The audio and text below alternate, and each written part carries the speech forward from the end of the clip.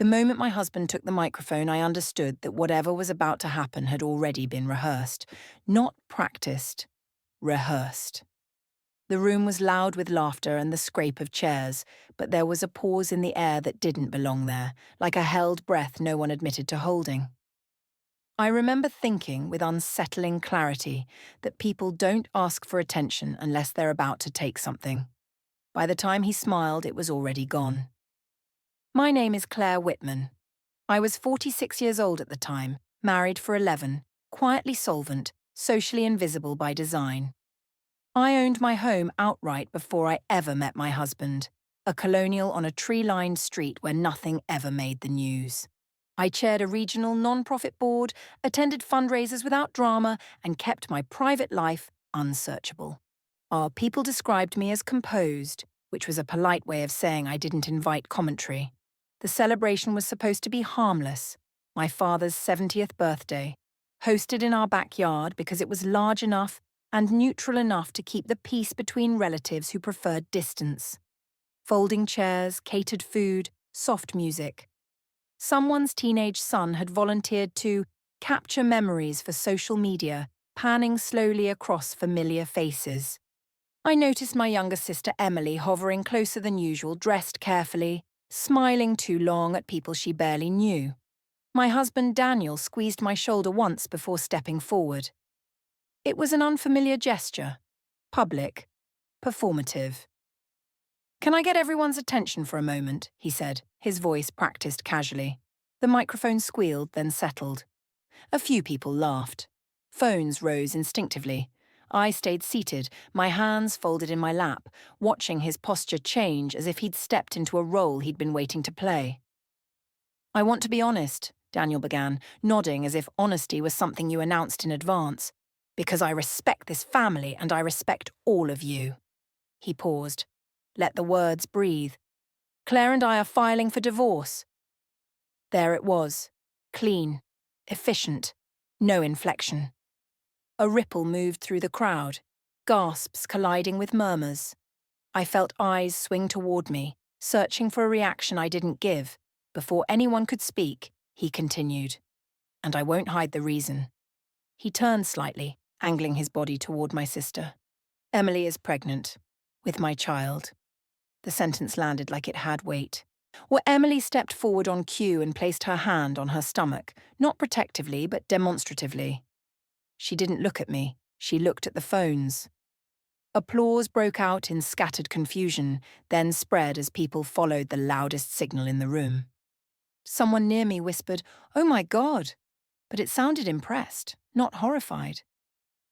I remained still, aware that stillness reads as guilt when people are desperate for villains. The camera found me. I could feel it. Later, strangers would slow the footage down, analyzing my face as if silence were an admission. In the moment, all I noticed was how quickly the narrative assembled itself without my consent. Emily began to cry, softly, carefully. "I didn't want it to come out like this," she said, her voice trembling on command. "But we deserve to be honest." Daniel put an arm around her, a gesture too familiar to be new. Someone clapped harder, louder, as if volume could resolve discomfort. I caught my mother's eye across the lawn. She looked stunned, then calculating, then away. Questions came from all directions, but none were directed at me. "How far along? When did you know? Are you okay?" The last delivered to Emily, not to the woman whose marriage had just been publicly detonated. Daniel answered smoothly, citing weeks, months, certainty. He used phrases like new chapter and truth matters. Each word felt selected, polished, approved. I stood then. Not abruptly, but with intention. Chairs scraped as people made space. For a brief second the noise dipped, anticipation sharpening like a blade. Daniel glanced at me, a flicker of something crossing his face, concern maybe, or calculation. I nodded once, the smallest acknowledgement, and walked toward the house without a word. Behind me, the applause resumed, relieved to be released from ambiguity. Inside, the noise dulled to a distant hum. I closed the bathroom door and leaned against it, Not because I felt faint, but because standing still seemed important. My phone vibrated repeatedly in my hand. Texts, alerts, notifications stacking faster than I could read. I didn't open them. I already knew what they said. The story had found oxygen.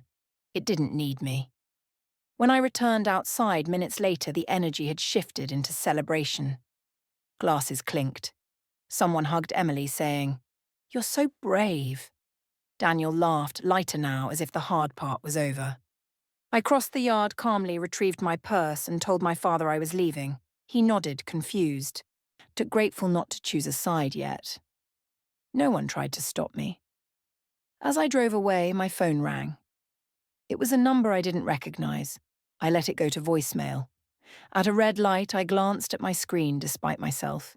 The video was already circulating, captioned, cropped, contextualized by people who had never known me. In the thumbnail, my sister's hand rested on her stomach, and I sat in the background, silent, as if I had already lost. By morning, the story had hardened into something I didn't recognize. Overnight, silence had been interpreted as surrender. The video had been clipped and reposted with captions that did the thinking for everyone. Grace under pressure. She knew. This was coming.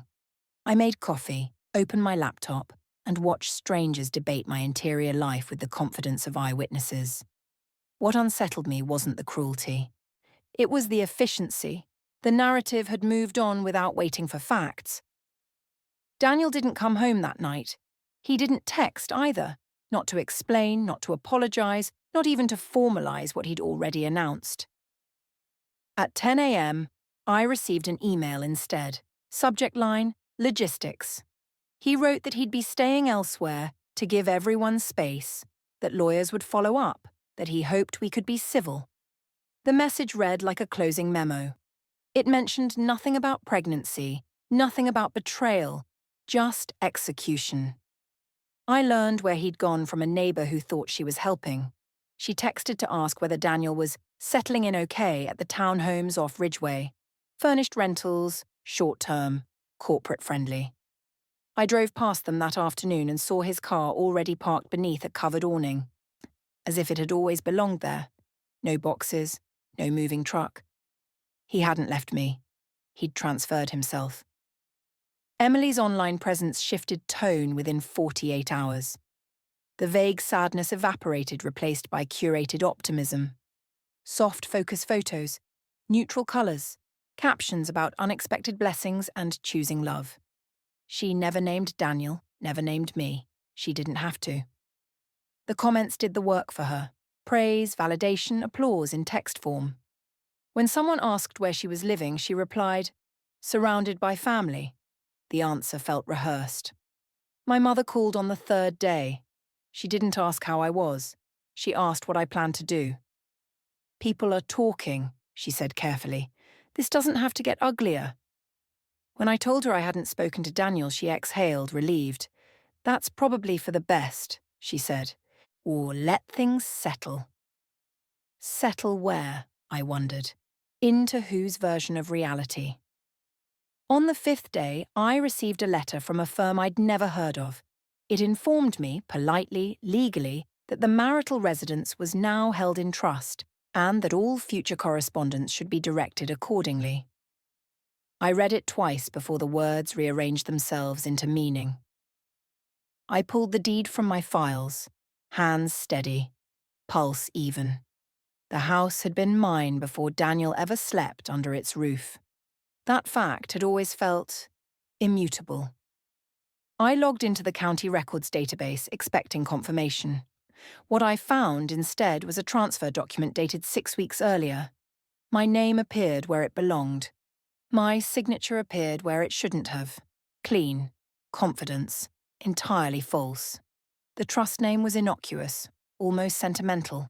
Or the beneficiary, Emily. I closed the laptop slowly, as if movement might fracture something still holding. Shock is often described as a loss of feeling.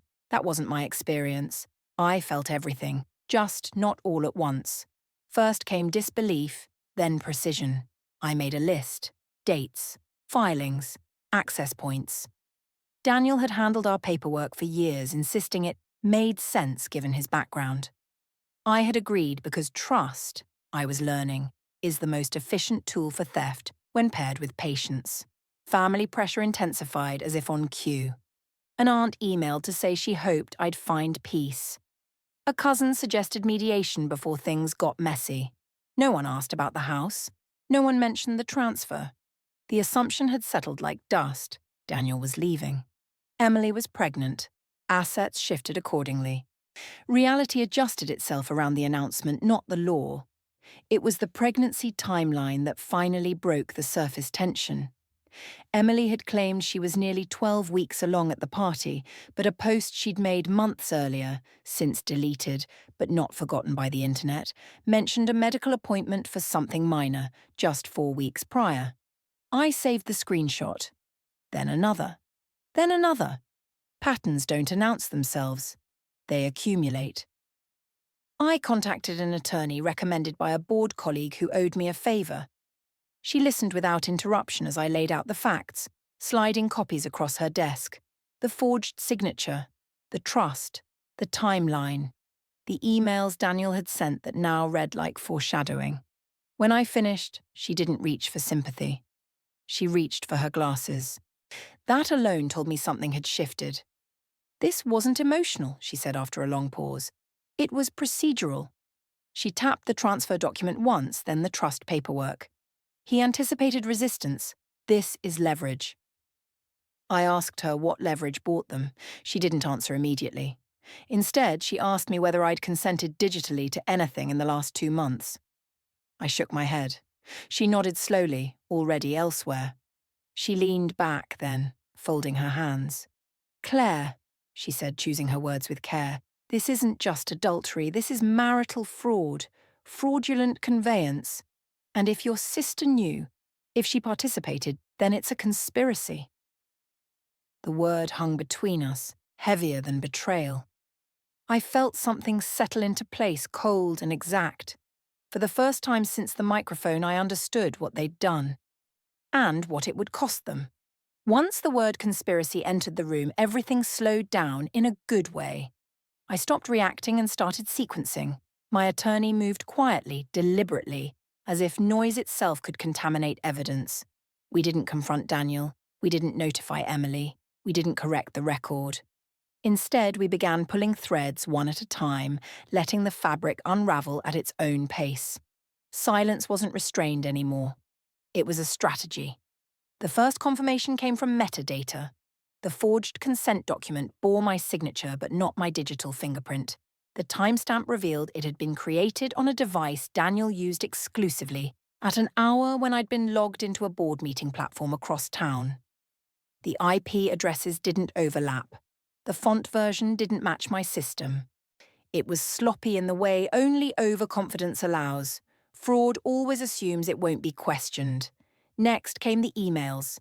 Buried beneath years of mundane exchanges were carefully worded messages between Daniel and a trust attorney I'd never met.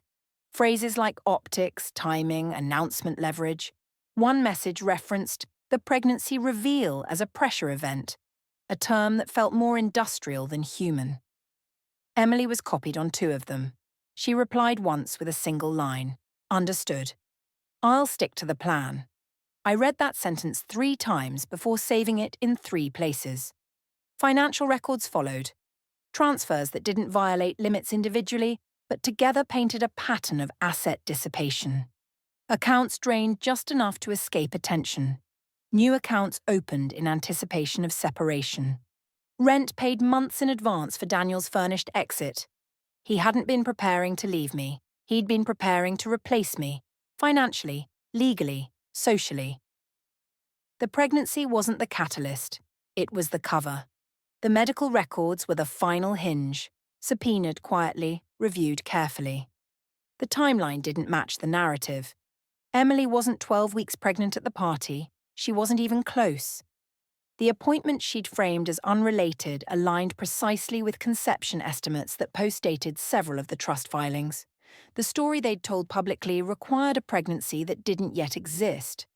That meant the announcement hadn't revealed a fact. It had created one. With confirmation in hand, I did nothing. I went to work, I attended meetings, I answered emails about budgets and bylaws and gala seating charts. I didn't post. I didn't comment. I didn't correct anyone who assumed I'd been complicit or defeated. Let them believe it. Let the narrative grow comfortable in its certainty. False stories don't survive scrutiny, but they do expand quickly when unchallenged. Emily's following grew. Not massive, but visible. Her posts were shared by accounts that specialized in redemption arcs and forbidden love. She spoke about courage without specifics, about choosing happiness without acknowledging cost. Each post layered sentiment over evidence, turning her digital footprint into a timeline she didn't realize she was constructing for us. I watched without engaging, cataloguing dates, language, engagement spikes. Daniel, emboldened by sympathy, accepted an interview with a local lifestyle outlet. The piece framed him as honest, remorseful, brave enough to choose truth over comfort. He spoke about respecting Claire while explaining why their marriage no longer aligned with reality. The article featured a photo of him smiling in his new apartment, tasteful art on the walls, as if nothing had been taken to furnish it. I printed the article and added it to the file. Friends reached out cautiously. Some offered support, others tested the waters, asking whether the rumours were mostly accurate. I answered with neutrality. There will be a process, I said. I'm letting it happen. People mistake calm for collapse. It made them talk more freely, speculate more openly. One forwarded me a message chain in which Emily described me as emotionally checked out for years. I saved that too. The divorce filing arrived sooner than expected. Expedited. Confidence. It cited irreconcilable differences and referenced the trust as settled fact. No mention of the dispute, no acknowledgement of consent issues. Daniel assumed speed would outrun scrutiny. He underestimated how long fraud takes to die once it's documented. The hearing date was set for early spring. Open record. The extended family was notified. Attendance encouraged. The night before the hearing, my attorney called to review sequencing one last time. We wouldn't lead with emotion. We wouldn't argue the motive. We would present documents, timestamps, and correspondence. We would let the court do what courts do when presented with patterns that contradict stories. You won't need to speak much, she said. I thanked her. Speaking had never been the point. I laid out my clothes carefully, choosing nothing symbolic, no white, no black, neutral, or unremarkable. I slept without interruption for the first time in weeks. Somewhere across town, Daniel and Emily likely rehearsed expressions, contrition, confidence, innocence. They believed public sympathy would follow them into the room like a shield. They didn't understand that records speak louder than applause. In the morning, as I stepped into the courthouse, I noticed how many familiar faces had come to watch. Family, acquaintances, people who wanted closure or spectacle or reassurance that betrayal had a clean ending. I took my seat without looking back. The file rested on the table beside me, thick, orderly, patient. The clerk called the case, and for the first time since the microphone, the story stopped moving without permission. The courtroom had the quiet density of a place where consequences gather early and wait. Benches filled faster than necessary, people choosing seats with intention, scanning for familiar faces. I recognized relatives who hadn't called me in years, friends of friends who wanted proximity to resolution, and a few who had already chosen sides based on headlines. Daniel sat at the opposite table, posture relaxed, one hand folded over the other like a man prepared to be forgiven. Emily was behind him, composed, one palm resting lightly on her stomach, as if to remind the room why she believed she was untouchable.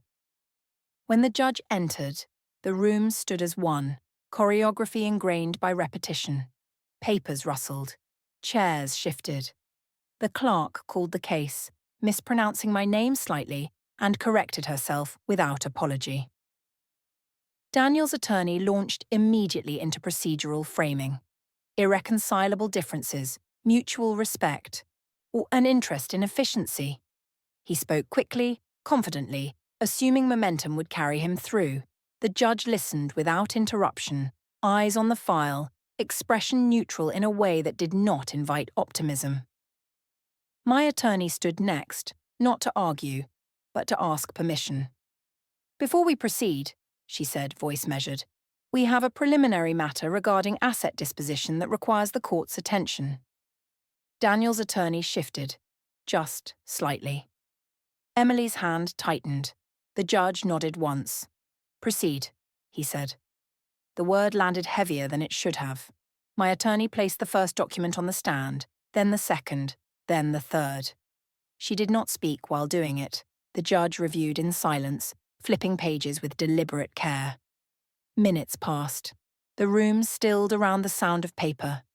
Daniel leaned back, still confident, still smiling faintly until the judge stopped reading. He removed his glasses, set them on the bench, and looked directly at Daniel. "Counsel," he said evenly, "why does this consent document bear a signature time-stamped to a device not registered to the petitioner?" The question was not accusatory. It was surgical. Daniel's attorney began to respond, then stopped. He asked for a moment. The judge granted none. "And why," the judge continued, "does the IP address associated with this filing place the respondent in a public venue at the time of execution?" A murmur moved through the gallery. Emily's breathing changed. Daniel's smile collapsed into something brittle. His attorney stammered about clerical error. The judge raised a hand. Silence returned, sharp and absolute. The judge turned another page. "Was this trust," he said, tapping the document, "was filed weeks before the alleged pregnancy timeline presented publicly.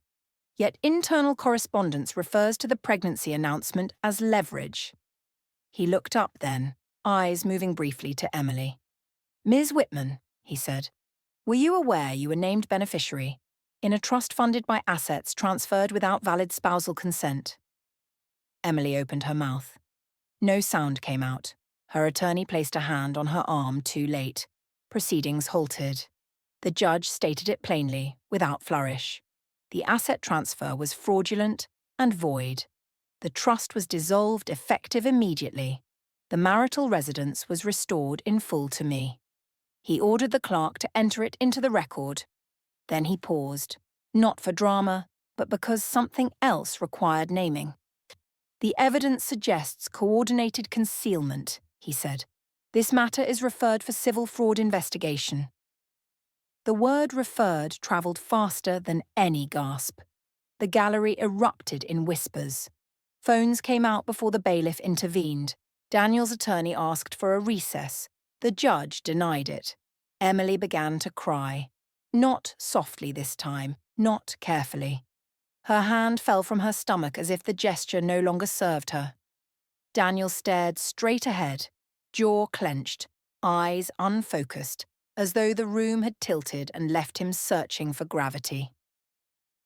The judge concluded the session with finality that left no room for appeal in tone, if not yet in law. By afternoon, the ruling was public record. Screenshots circulated faster than sympathy ever had. The same outlet that had praised Daniel's honesty updated its headline with visible reluctance. The article was reframed, annotated, mocked. The judge's language, calculated, procedural, fraudulent, was quoted verbatim. Comment sections turned brutal with the efficiency only the internet can muster when certainty flips. Emily's pregnancy narrative collapsed into timestamps and contradictions. Emily deleted her accounts within hours. It didn't matter. The content had already been archived, cross-referenced, and repurposed as evidence. Her love story posts appeared alongside court documents in threads she could no longer control. Daniel's employer issued a statement distancing itself from personal legal matters, then quietly removed him from its website. Invitations dried up. The defenders went silent. Family members who had urged discretion now urged privacy. For themselves, "I didn't speak to reporters. I didn't post a statement." When messages arrived asking for comment, my attorney declined on my behalf. Silence now read differently. It no longer suggested defeat. It suggested finality. I returned home that evening to a house that felt unchanged and yet entirely reclaimed. The locks were the same. The walls held no memory of applause. I poured a glass of water, sat at the kitchen table, and let the quiet exist without interpretation. In the weeks that followed, consequences unfolded without my participation. Investigations take time. Reputations unravel faster. I chaired my board meeting as scheduled. I attended a fundraiser without incident. People approached me carefully, respectfully, as if aware that proximity to noise had become dangerous. I thanked them and moved on. There was nothing left to clarify. The record was clear. The house was mine. The story had ended where it belonged, on paper, in ink, without mercy. If this story hits different, it's because it wasn't about emotion. It was about records, restraint, and consequences. Stories like this don't end with shouting.